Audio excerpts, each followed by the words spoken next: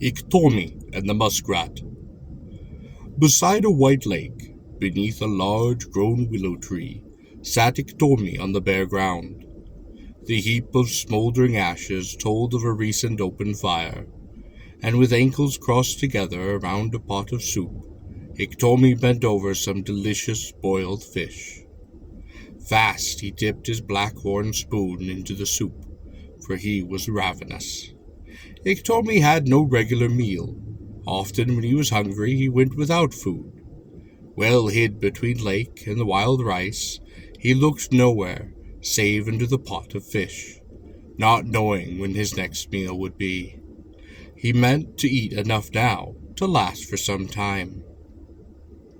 How, my friend?" said a voice out of the wild rice.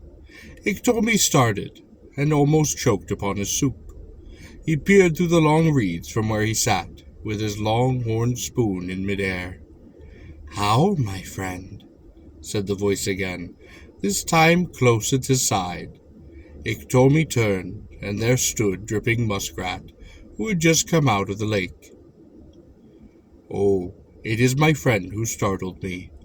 I wondered if among the wild rice some spirit voice was talking. How, my friend?" said Iktomi. The muskrat stood smiling. On his lips hung a ready, "Yes, my friend." When Iktomi would ask, "My friend, will you sit down beside me and share my food?" For this was the custom of the plains people. Yet Iktomi sat silent.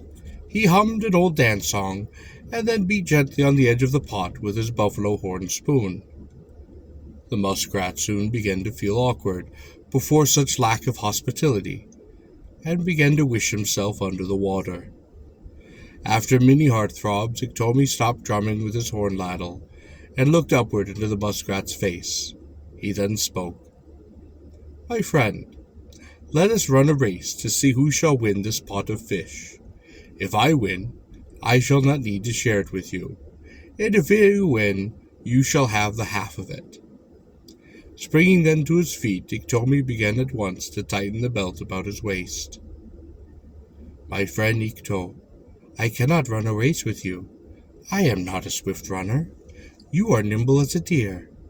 We shall not run any race together," answered the hungry muskrat.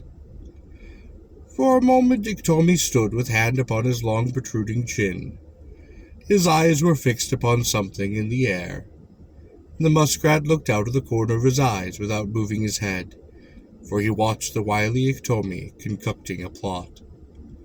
Yes, said Iktomi, suddenly turning his gaze upon his unwelcome visitor. "I shall carry a large stone upon my back. That'll slacken my usual speed, and the race should be a fair one."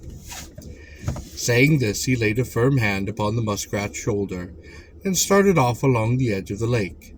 When they reached the opposite side, Iktomi pried about in search of a heavy stone. He found one half buried upon the shallow water, and pulling it out upon dry land, he wrapped it upon his blanket. "Now, my friend, you shall run upon the left side of the lake, and I upon the other.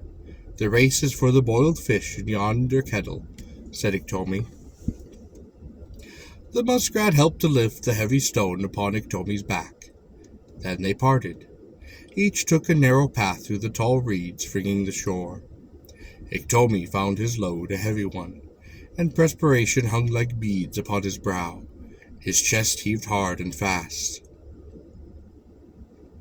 He looked across the lake to see how far the muskrat had gone, but nowhere did he see a sign of them. "Well, he is running low under wild rice," said he. Yet as he scanned the tall grasses upon the lake shore, he saw not one stir as if to make way for the runner. "Oh, he has gone so fast ahead that the disturbed grasses in his trail have quieted," exclaimed Iktomi. With that thought, he quickly dropped the heavy stone. "No more of this," said he, and he patted his chest with both hands. Off with a springing bound, he ran swiftly toward the goal. Tufts of reeds and grass fell flat under his feet.